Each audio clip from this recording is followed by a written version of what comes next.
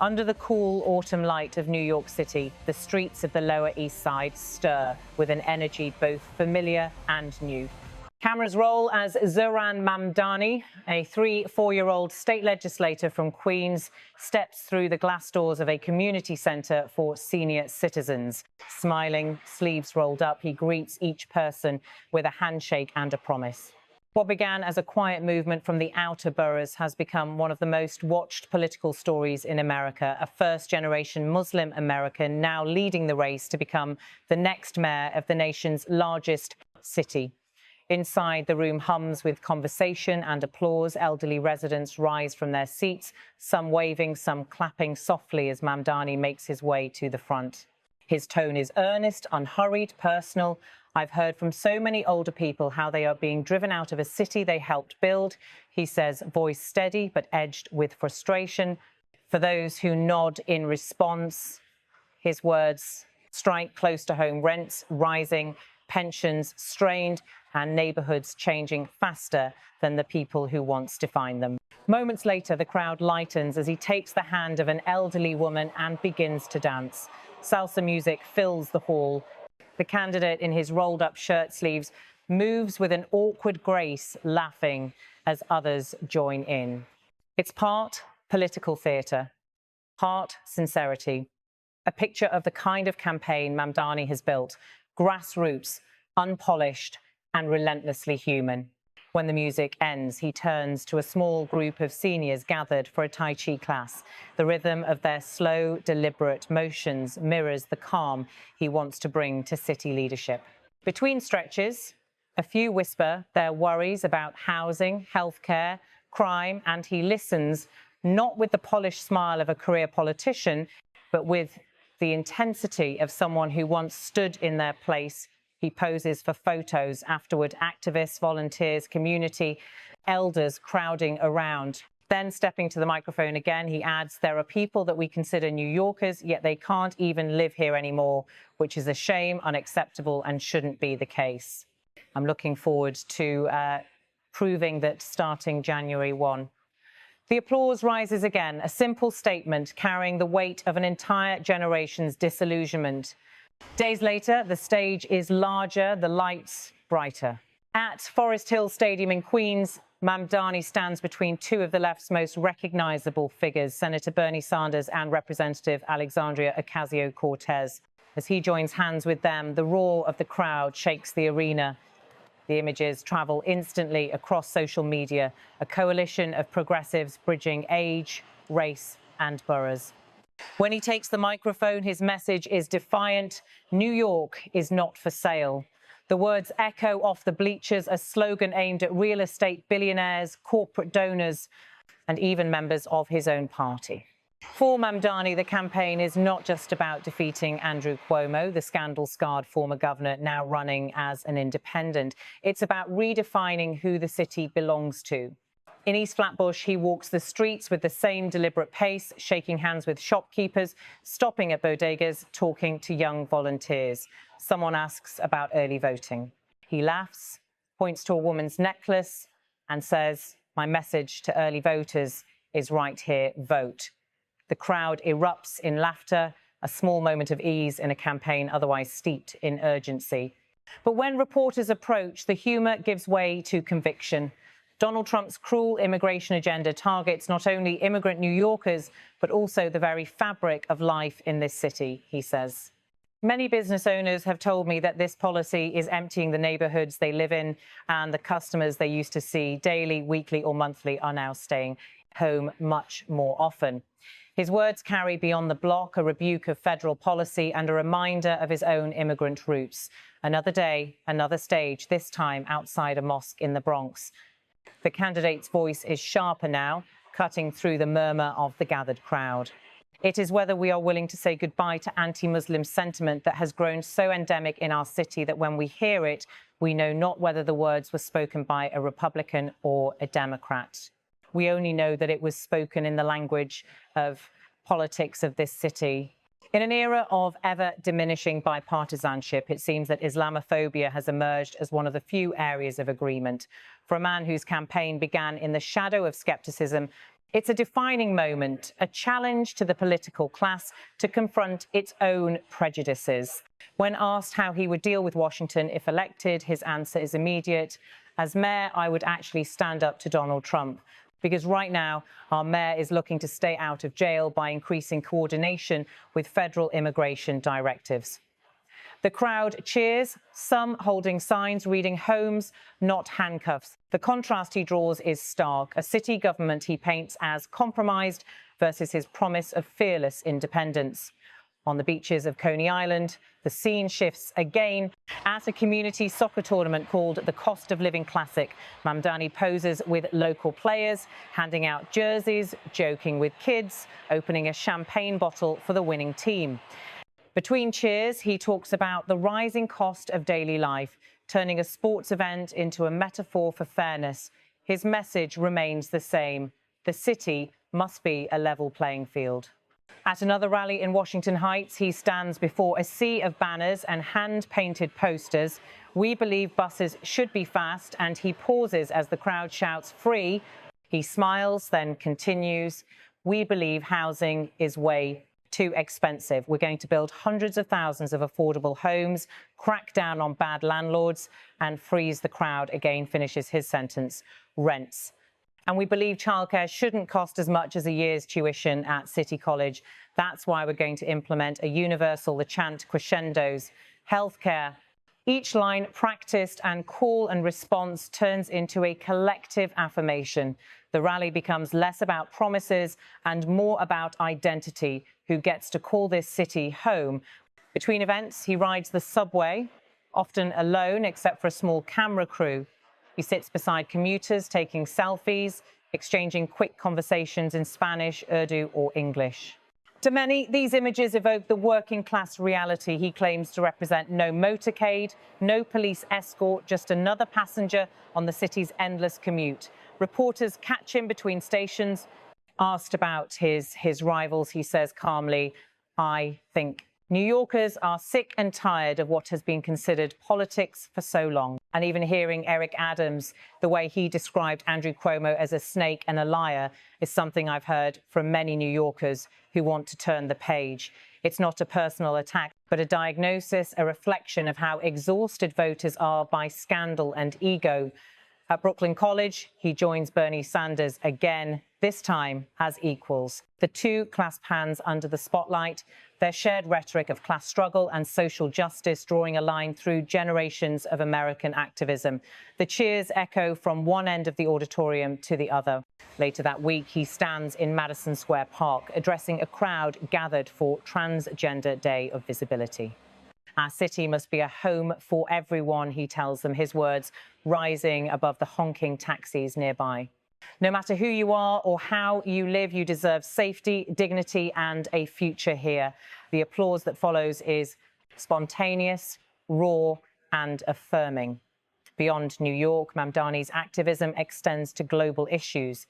Outside the White House in Washington, D.C., he joins actress Cynthia Nixon and other state representatives in a hunger strike calling for a permanent ceasefire in Gaza. Cameras capture him standing in the cold, scarf wrapped around his neck, speaking quietly into a microphone, the same conviction, the same insistence that justice abroad and justice at home are part of the same moral fabric. Back in New York, as November 4th approaches, polls show him leading narrowly but consistently. His opponent, Andrew Cuomo, carries both recognition and controversy. A man once at the height of power, now campaigning alone, shadowed by allegations of abuse and arrogance. Mamdani, by contrast, represents a generational shift, a candidate whose identity is inseparable from the diversity of the city itself. His campaign offices, tucked into a storefront in Jackson Heights, buzz late into the night. Volunteers phone bank in multiple languages. Posters on the wall read, "We are all New Yorkers." It's a movement that feels more like a neighborhood association than a political machine. Volunteers serving chai, handwritten signs replacing glossy banners. As he takes the stage at his final rally, the skyline behind him gleams with late October light. He pauses before speaking, scanning the crowd, students, seniors, parents, immigrants, workers, the city in miniature. We've walked these streets together, he begins. We've seen who's left out, who's priced out, who's pushed out, but this is still our home and we are here to reclaim it. The crowd roars, waving blue and white flags marked Mamdani for mayor. The music swells, confetti drifts. Reporters file their closing shots, but the voiceover continues steady, reflective, grounded in the rhythm of the city itself. Zohran Mamdani's rise is not just another campaign. It's a test of what New York City believes it can be, a city where a child of Ugandan immigrants raised in the working class streets of Queens can stand before millions and declare that belonging is not a privilege but a right. His journey from community organizer to frontrunner has rewritten the city's political grammar, turning protest into policy, idealism into momentum. As election night nears, the stakes stretch far beyond the 5 boroughs. To some, Mamdani represents the left's renewal, a bridge between movements that often fractured after the pandemic years. To others, he's an experiment in untested progressivism, an idealist facing the city's unforgiving machinery. Yet, even his critics admit his campaign has forced a reckoning: who builds New York, who profits from it, and who gets to stay. In the closing frames, the candidate is seen walking along the East River at dusk, the skyline flickering across the water. He stops, adjusts his jacket, and waves to a passing ferry. For a moment, the noise of the city fades, replaced by the soft hum of wind between bridges, the sound of a city deciding what kind of future it wants.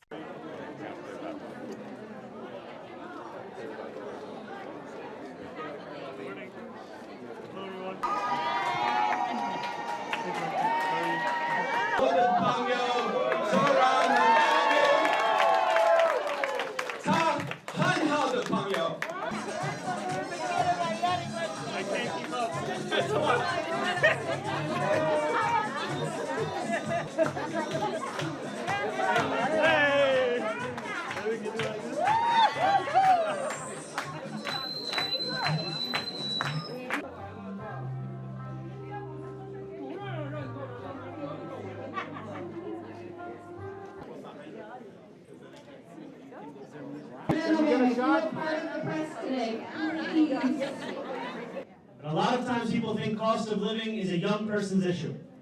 But I have heard from so many seniors of how they are being pushed out of the city that they helped to build.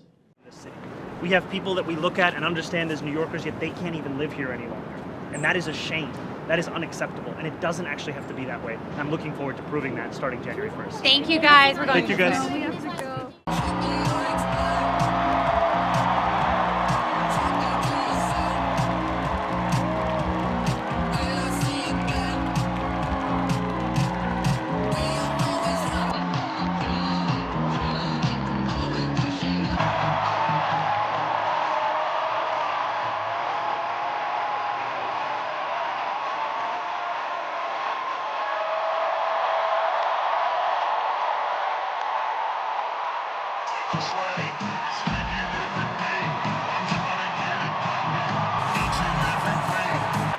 New York is not for sale.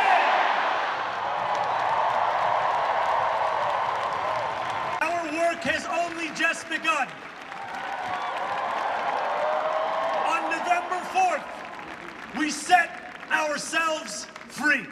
Thank you.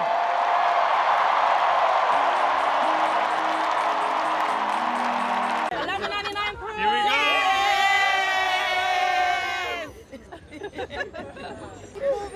Thank you so much. All right, got it. Okay. I don't want you guys to get hit. Yeah, I know. What's my message to early voters? Right here. How you doing, boss? I'm sorry. Thank you, brother. Thank you.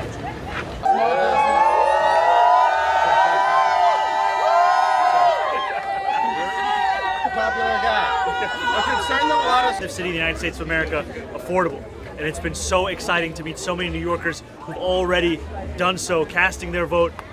Donald Trump's cruel immigration agenda, one that is targeting not just immigrant New Yorkers but also the very fabric of life in this city. And I've heard from many small business owners how it is hollowing out the neighborhoods that they live in and that the very customers that they knew they would see on a daily, weekly, monthly basis are now ones that far more often stay home. Yeah.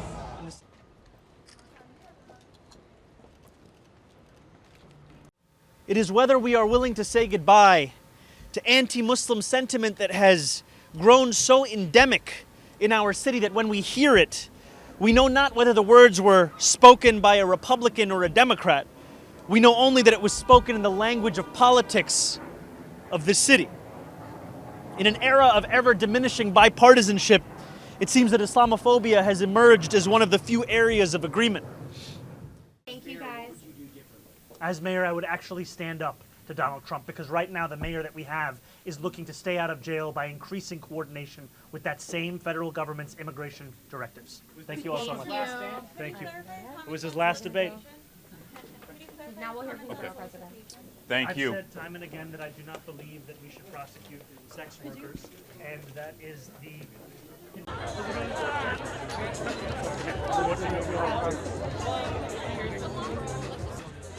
beat you guys.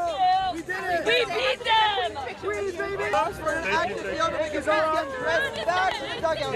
What's up, man? Gee, just let me behind. Okay, everybody look here really fast. Gorgeous.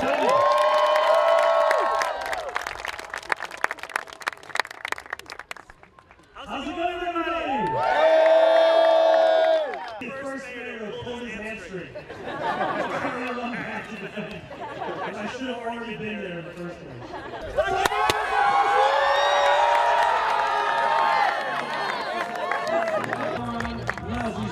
Legend! Legend! City we can afford.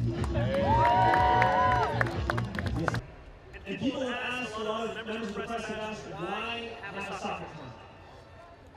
And I think about the words of Ronaldinho. Football is about joy. Brooklyn equalized.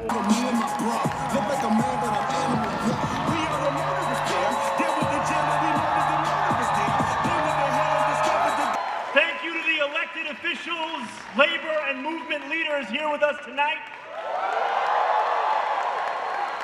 And should be fast, and we believe that housing is far too expensive. We're going to build hundreds of thousands of affordable homes, take on bad landlords, and freeze the... And we believe that daycare shouldn't cost as much as a year's tuition at City College. That's why we're going to deliver universal... Like 7 to 9% going for. Where do you think those votes go, and who do you think he ends up endorsing Cuomo? In the past, you've questioned the purpose of jails. Does that apply to Rikers? And what do you think about the current plan for the... Yeah, okay, let's go. Oh, you're right. Come on.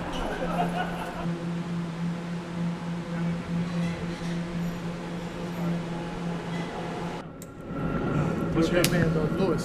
Nice to meet you. Take care. Appreciate you, man. Thank you. Thank you so much. Easy, guys, easy. Stay over here.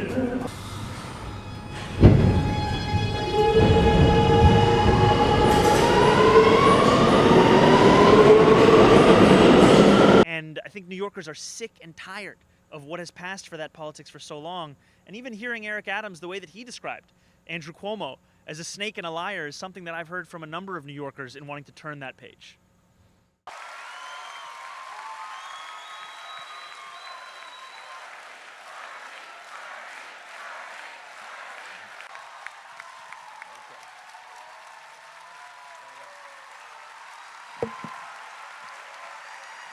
Can you imagine Andrew Cuomo working together with Tish James and Kathy Hochul to fight back against the deployment?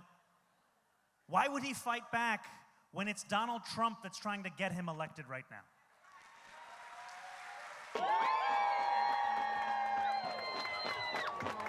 How's it going, New York City? Are we ready to stand up and fight back? Are we ready to fight for someone we don't know? Let us remind them that the city is also one of their biggest donors. So thank you so much for being here, especially for coming in the rain.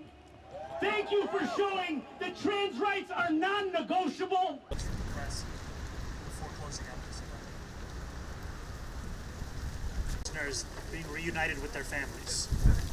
We are hunger striking for a world where